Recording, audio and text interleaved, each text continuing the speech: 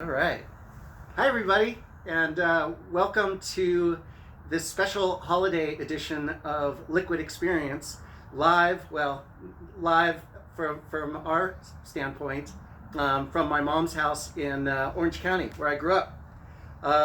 Today, we are doing a selection of wines inspired in part by a couple of people that are going to get these kits. My friend Rory and my friend Eva. So Rory inspired this when last year, before the quarantine, we all went up to the Gorge in Washington, and Rory asked me to do a wine tasting up there, and I decided I would do a tasting that were wines that came from San Diego to Washington, and that it turns out is a really wonderful wine part of the world. And since now I call it the Pacific Coast Wine Trail, and we've extended it to Mexico. Well, actually, I did a Mexican wine for that as well. So we're gonna be exploring wines between that are all on the Pacific Coast side of America, and some great wines. Also, I've got to thank Eva. This tasting right here was a tasting I put together for a group at work, and then they canceled. But I still got paid for doing the tasting, so I used that money to purchase these wines. So anyway, let's get started. If you've got your kits, set them up in order from 1 to 6, or to spell out your name or your names. And we'll start with the first wine. Oh, you know what I'm going to do though? I'm going to tell you what we're going to taste first, and then we'll talk more about it. But we've got a Chenin Blanc from Valle de Guadalupe from Monte Chinique. We've got a Rhone-inspired blend from Paso Robles from Dinner. We have a Chardonnay from Luc Morlaix, Luc and Jody Morlaix Family Winery. We have an Oregon Pinot Noir from Nicholas J. From the Willamette Valley. We have a Merlot from Columbia Valley, Washington, and then we finish with a Napa Valley Cabernet Sauvignon from a region called Coombsville. And I think this is going to be I think it's going to be delicious. I'm really looking forward to trying these wines. So how about we start with the first wine, the Monte Chinique Chenin Blanc Colombard. I chose this wine because Monte Chinique was really the first boutique winery in Valle de Guadalupe. If you haven't been to Valle, it's really the most exciting place for wine and food right now. And Monte Chinique was a big part of it. For years and years, they produced brandies. So they produced grapes. They made kind of a cheap wine, and then distilled it. Is it working? Is it not I think working? so. No, yes. No, it's working. Okay, good. It looked fine when I was standing there. Okay. Well, then we'll continue. I just saw some eyes, It's just making sure. nervous eyes. Anyway, Monte Chinique was really the first of its kind to make really to make top quality wines, and this is a lovely wine. Chenin Blanc's a neat grape that you don't see a whole lot of in the Americas. It's more of a French grape. It smells like apples. It smells like really bright Granny Smith apples to me, and a little perfumey too.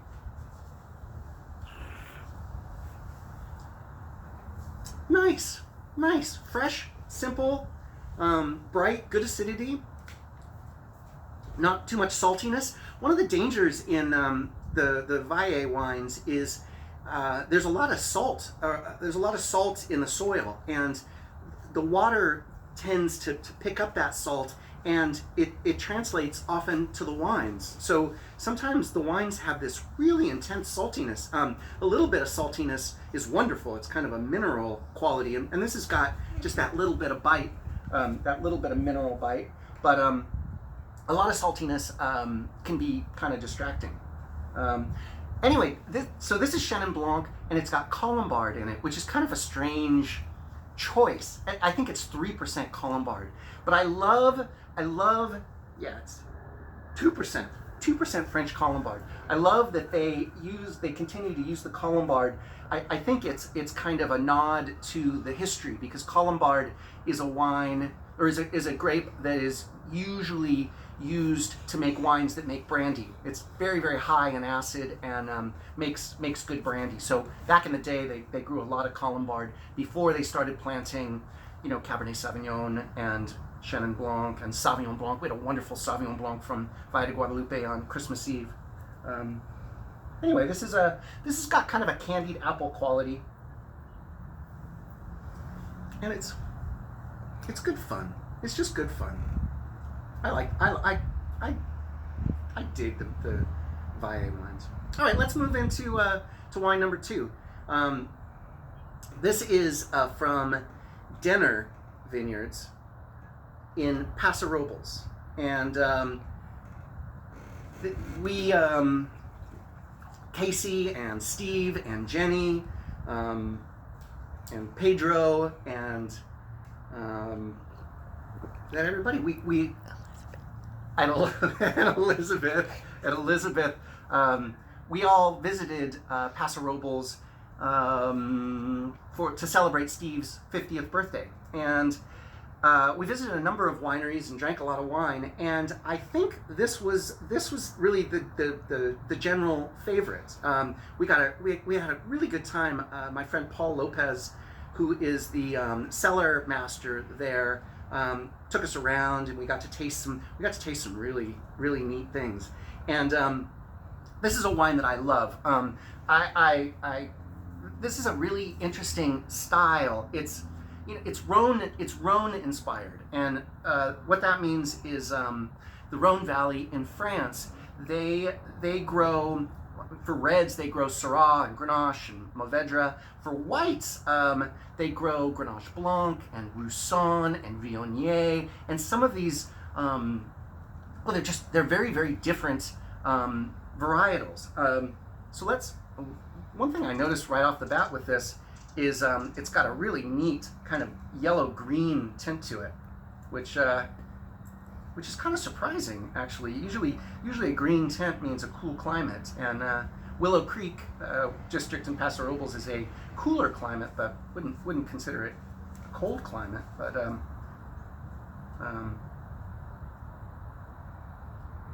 anyway, that's kind of neat. So when you smell this wine, well, what I smell is kind of orange marmalade and honey and summer fruits. I love these Rhone blends. They're so perfumey.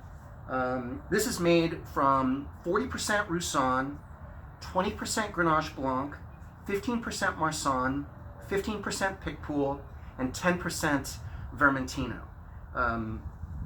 or also known as Roll, actually, in that part of the world. But for some reason, they couldn't call it Roll, so they call it by the Italian name.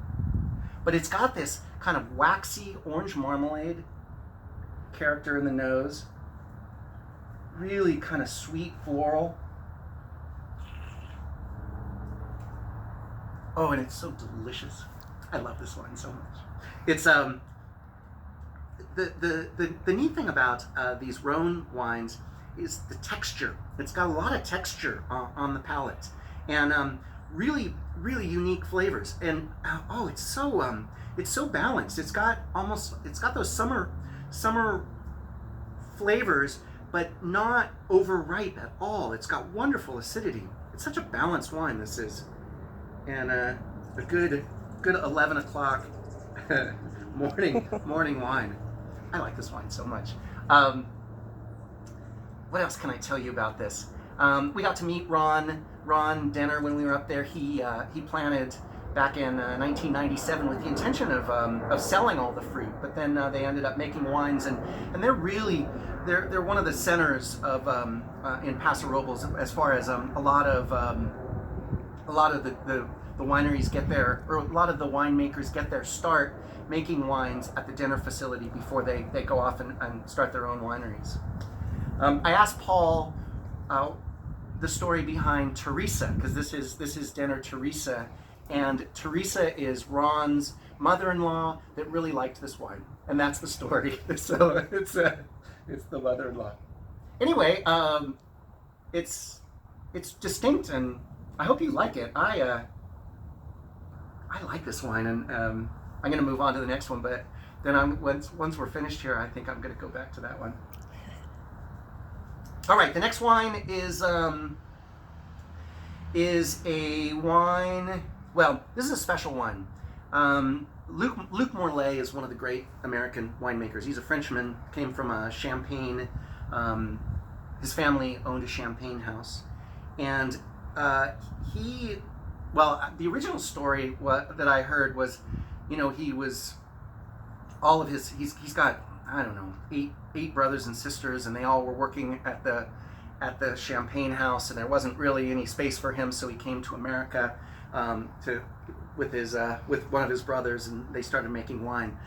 But I don't think that's the true story. I understand the true story is that he met an American woman, and I think this is Jody, his now wife, and that's what brought him to America. But Luc Morlaix, as I mentioned, one of the great winemakers, was at Peter Michael, which is one of the most special California producers up in Knights Valley in Sonoma, and in 2006 started Morlaix family, and really makes some of the most extraordinary wines there are. I've always loved his Chardonnay style. Don, if you're watching, this is one for you that I'm curious what you think. This is Ma Princesse, which is named after their daughter Claire, which is really beautiful. All of his wines have these wonderful names. The fruit is grown in the Russian River, in a pretty cool part of the Russian River, where the Petaluma Gap, the kind of cold air comes in from the ocean and cools down the vines. You can see this has got that green tint as well, which is to be expected because it's a much this is a cool region. Well, let's taste this wine, and then I'll tell you one of the reasons I chose this wine.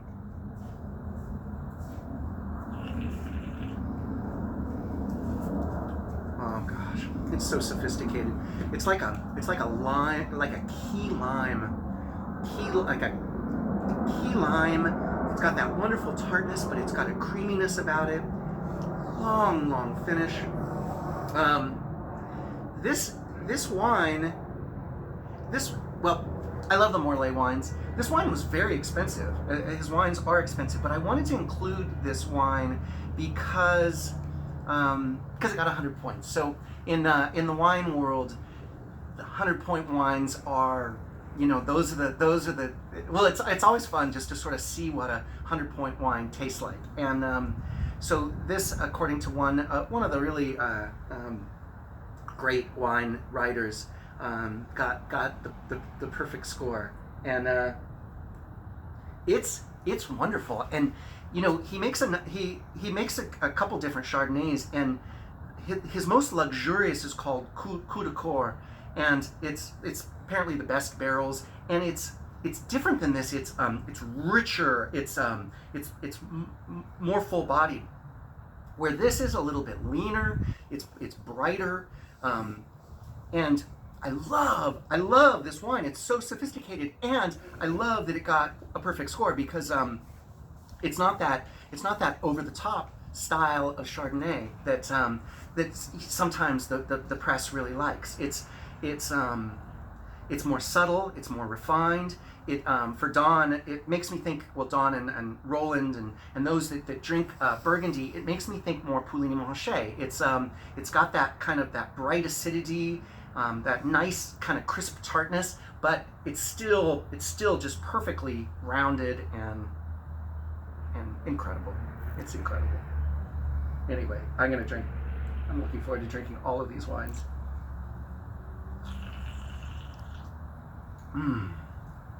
Oh, it's so good. Oh, Jenny, I can't wait for you to taste this wine. It's so delicious. It's wonderful. You know, one of the things that Luke does that the best winemakers do, they use a lot of French oak, but it doesn't taste like oak. It integrates in a way that just gives the wine body and structure, but without tasting oaky. It's the most amazing thing, but it's still got some of those kind of vanilla notes. I like the my key lime pie reference. Oh, it's funny. This is my notes here. I have Jeb Dunnock's. He got 3. Morlaix got 300 points on La Proportion Dorée, on the Coup de Coeur that I was talking about, and on Ma Princesse, which is what we're drinking. La Proportion Dorée is another very special wine that Luc Morlaix makes. That was kind of one of the first wines that he made that was a departure. Well, he wanted to make the wine at Peter Michael, but they didn't want him to. And it's a Sauvignon Blanc blend with Semillon, and it's uber rich and magnificent. And Evie and Tommy and Jenny, we drank that wine, I don't know, 2 years ago or something at Evie's house. I had a bottle of that because that is always just, I just think that's an extraordinary wine. But I'm excited for everyone to get to taste this Ma Princesse from Luc and Jody Morlaix, and and check out all their wines. They're good. All right, let's move into the red wines. We're going to start in the Willamette Valley, and we're starting with Nicholas J, which is definitely a favorite of mine. I was introduced to this wine by Sarah Beer, who is one of the most lovely people in the wine industry. Her company, True North, they represent just soulful, beautiful wines, and Nicholas J is among them. Nicholas J, like some great wines, is a partnership between a Frenchman and an American. It's Jean-Nicolas Mayo, from Mayo Calmezet, great Burgundy house that makes Pinot Noir in France, and Jay Boberg. And anyway, if I was home, I would pull from my record collection right now, because Jay Boberg, I got to meet him and I was so excited because I think it was just after my 50th birthday, and my brother had given me a record player and some favorite records from back in the day. I used to collect records, and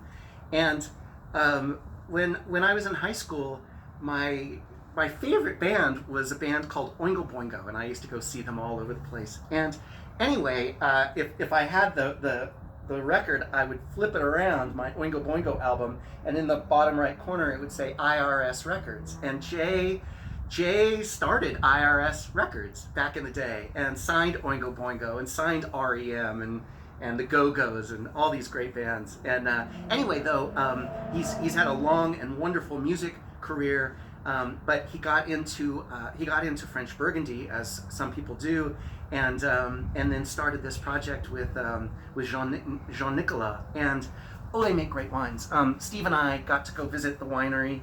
They don't even have a tasting, but maybe they do now. But I don't think they have a tasting room yet. We were on their I think it's called Bishop Hill, which is their estate winery, and tasted through their wines, and they're spectacular. They're just spectacular wines. The Willamette Valley is doing so much. It's just such an exciting time for Pinot Noir and for Chardonnay, which I've shared with some people before, the great Chardonnays. Anyway, so let's, if you haven't already, let's taste this wine.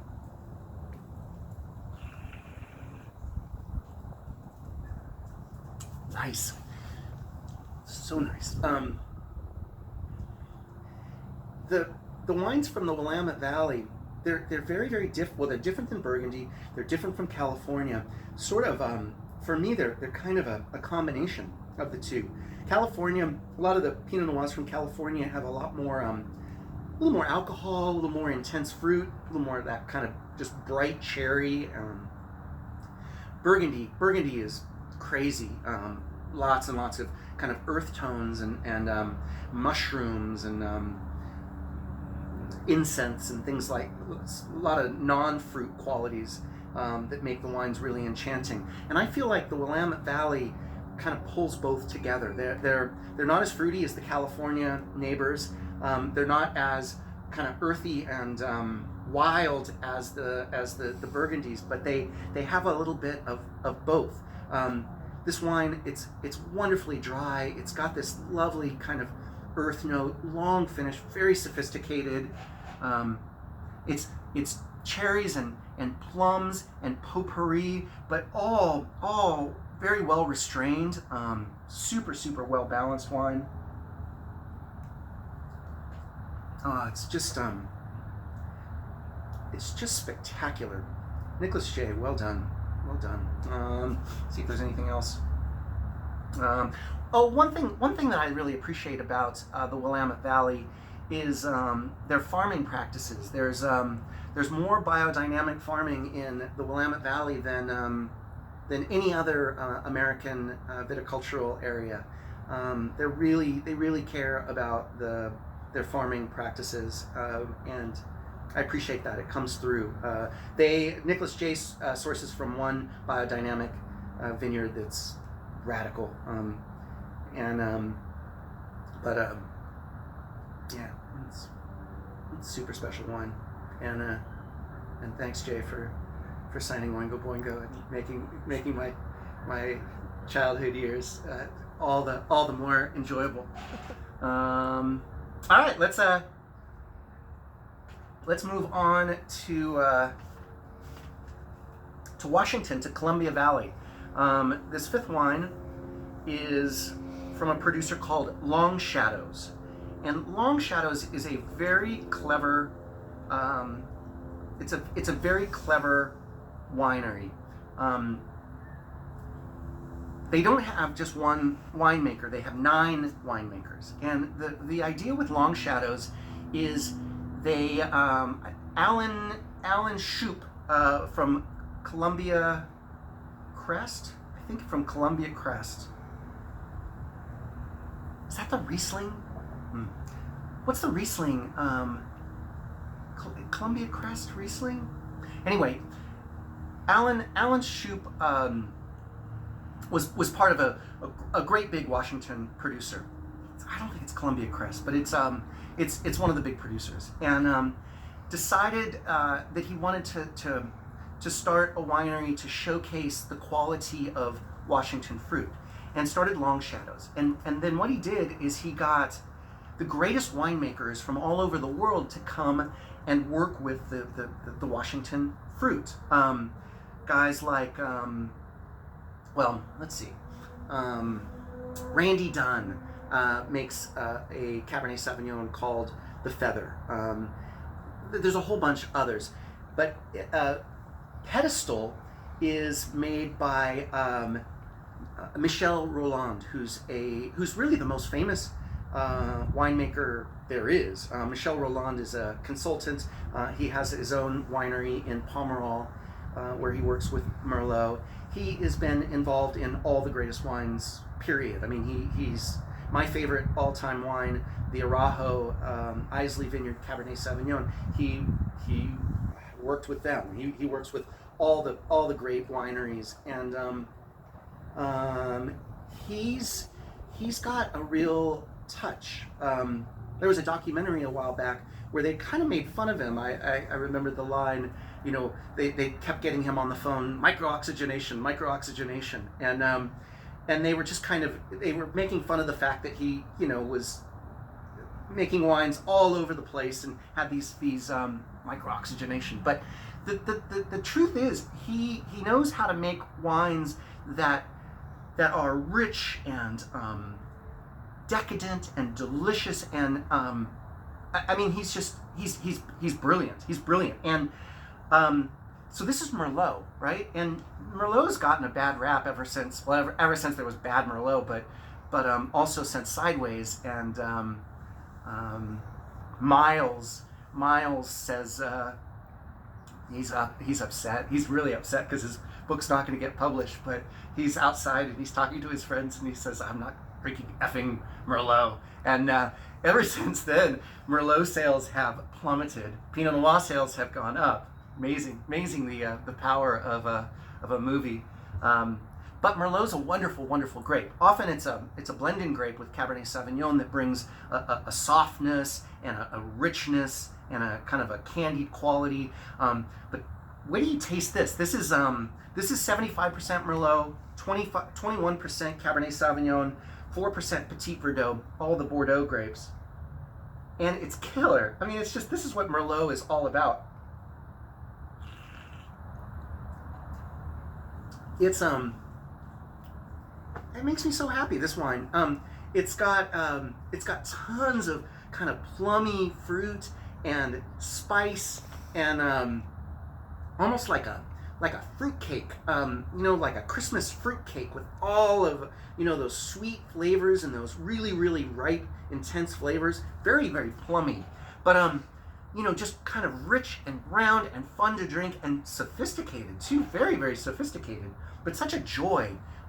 This is kind of an ideal holiday wine, it seems to me.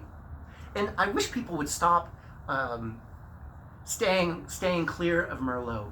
It's so, I think Merlot's gotten such a bad rap, and people they say to me, I want a Cabernet Sauvignon, but I don't want it to have too much tannin. I want it to have a little bit of fruit and a little softer Cabernet. And I say, oh, it sounds like you'd like Merlot. No, I don't like Merlot. I like Cabernet Sauvignon.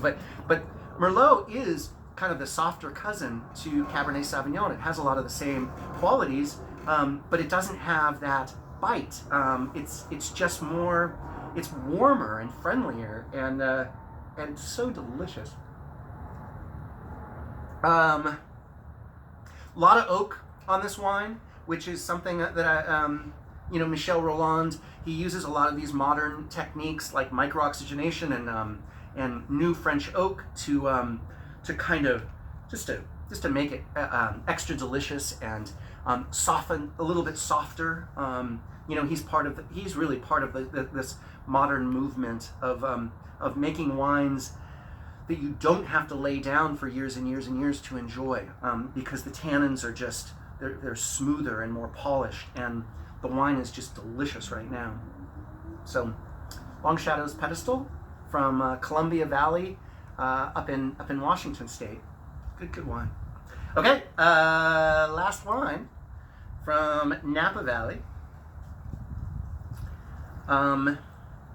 So there's a lot to say about this wine, but the thing, Napa Valley has maybe 16 subregions, and each one, the wines taste different. Rutherford, Oakville, Spring Mountain, Howell Mountain, Stag's Leap wine district. All of them kind of have their own style. The latest sub-region is Coombsville, and Coombsville is pretty far south, not too far from Carneros. So it's a really cool part of cool in terms of temperature part of Napa Valley, and I love the Cabernet Sauvignons that come from this region. Roland,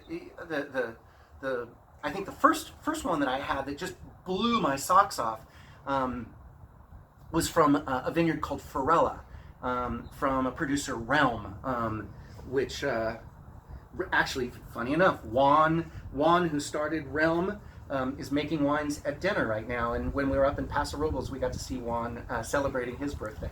That was fun. Anyway, so I tasted that wine years ago, the Realm Forella from Coombsville Cabernet. I couldn't believe the aromatics, the balance, the acidity and the richness. I mean, it was just it's one of the greatest wines ever. And anyway, this is so this is a wine from a producer called Faust. Faust originally was Quintessa's second label, and you know, as these bigger brands, they expand, and now Faust is its kind of own label, and they make Faust, but they also make this particular wine, Faust the Pact, which is all Coombsville fruit, and I think it's a really interesting example of Cabernet Sauvignon. It's just it's distinctive, it's different, and you may or may not like it, but I think you'll find it interesting. So I haven't. Well, one of the things I love about the Coombsville wines, because of that cool climate, they've got this amazing aromatics, and you get it right here. Violets and really kind of high-toned fruit. You know, high-toned kind of cherries and cassis, but really perfumey. It makes me think back in the day. I'm sure you've all heard of Caymus. Well, back in the 80s and 90s when I started drinking wine, Caymus was my favorite. I loved Caymus. And one of the things that I loved about Caymus back then was it had these high-tone, perfumey qualities, kind of like this wine. And then, well, what I discovered then is they used about 10% of a grape called Cabernet Franc. And Cabernet Franc has a little more acidity. It has these kind of violet high tones. And I find that Coombsville Cabernet Sauvignon has some of those qualities. It's kind of an interesting thing.